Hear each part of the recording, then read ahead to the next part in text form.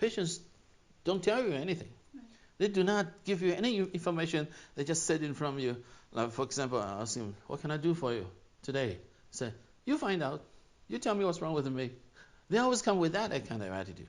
So I have to find several ways to gather their information without asking. Even you ask, they don't give you answers. So according to the traditional way of making diagnosis, symptoms, there's no symptoms. They don't tell you anything. Right. So that's how I developed my my personal system, the pulse system, and actually I have 12 systems for the present. I think I will develop more in the future, all based on this, and of course the ear points study. So what kind of approach do you use when you treat patients? Yeah, like I said, there'll be 12 of them. 12 of them.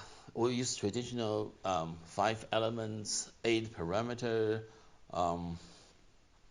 and 金木水火土 the relative, the 5 organs and the relationship between them, and the ear point study and palpation, the color, the temperature, the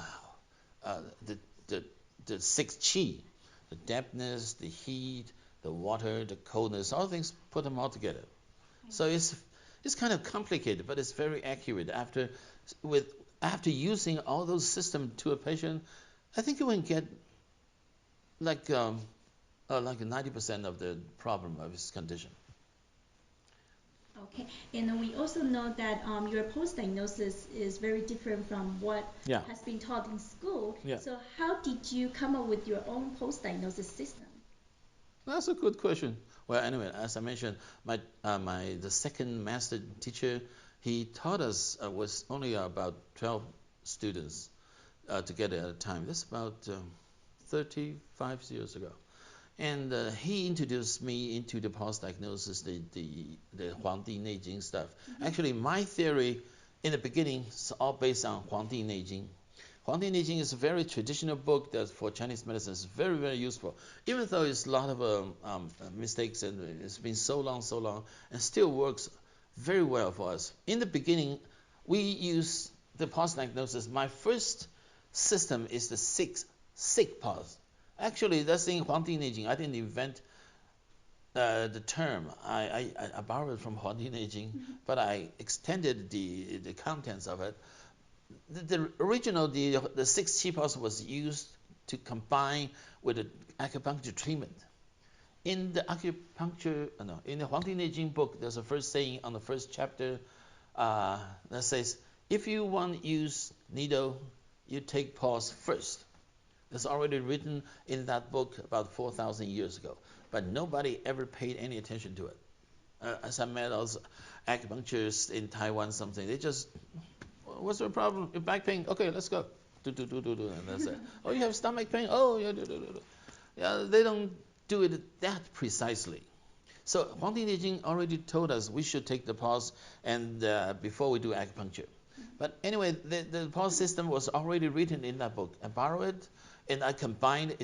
I didn't combine. It's already done in the book. It's a combination of the pulse and what kind of pulse, what kind of needle point you should use. And I use that also for the internal medicine too, for using herbs and medicines. And that's the first system I was teaching in the beginning. So that does make us a very important, a very dedicated network to covering all the problems and diagnosis and treatment. Okay, so that's how you come up with your post-diagnosis based on Huangdi Neijing. Yeah, but in the beginning I was teaching acupuncture in Taiwan. Right. In acupuncture and the post-diagnosis as combination. But after teaching for a while, I found out that people hate needles. Mm-hmm. They don't want to insert needles to themselves. I did a lot. When I was practicing, when I was learning acupuncture 40 years ago, we did a lot of practice. And we practiced on ourselves. I was working in an office at that time. I had a leather office chair, real leather, not plastic synthetic. So I use needle to practice my finger method on the. It's not a couch. It's a big office chair. It's full of holes afterwards. I put thousands of tests on that because that feels like a real human being. And we practice. At that time, when we do the acupuncture 40 years ago, we don't have the tube. Now we have tube with a needle, so you can just tap in the human body. We have to practice the strength of the fingers because the needle is so soft. So now what we can do is that we can use a 5-inch needle, that long. I can penetrate with one hand through 32 layers of newspaper, about that thick. Not directly penetrate, we just move it gently. I can do it both hands at the same time. That long. It's very difficult. So we have many interesting experience and strength in our fingertips. So to understand us, to get a feeling, to get needles in. And after we insert the needle into the human body, we have a connection with the patient. Right. I can feel it. I can feel something down there. I can feel if this needle, this point is working or not. Or I insert into the wrong place and make him bleed or hurt a lot at that time. Or this needle, I can tell, this needle is working. So, but like I say, I was teaching them with the Postdiagnosis. But nobody likes needles. They don't even dare to insert needle into themselves. So I gave up. I don't teach acupuncture anymore. So I just developed my Postdiagnosis. One system after another. All borrowed from Huangdi Neijing and my experience. And finally, I come up with a system I call it a classic system. It was six sick pulses, 5 organ pulses, and 6 qi, like Taiyang, Yangming, like the acupuncture term or something. And after that, I developed, with the help of my student, Victor, he helped me to develop an 8 extra meridian pulse system about 5 years ago. So put them all together, we have better, larger range for understanding.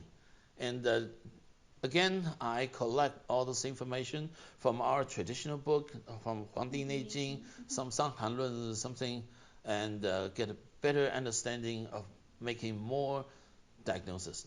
Actually, I like the Huangdi Neijing very much. I suggest anyone who wants to study Chinese medicine should spend some time on it. I see.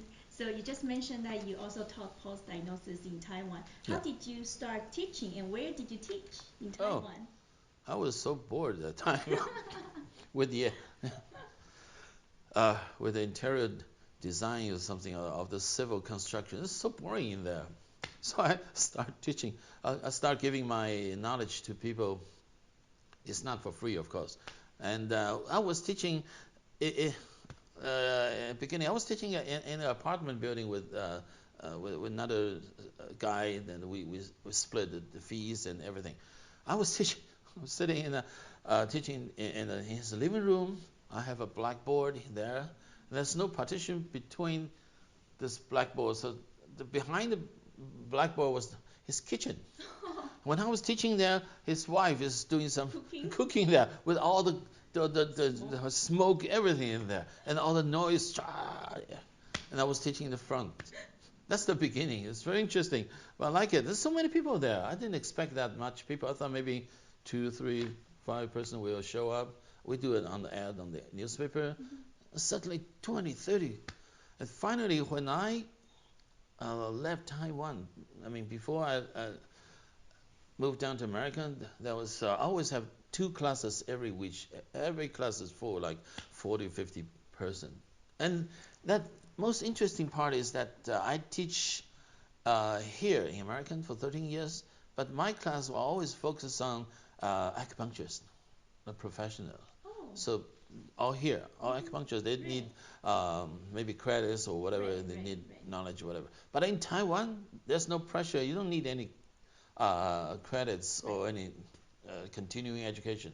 And actually 99% of my students are ordinary people.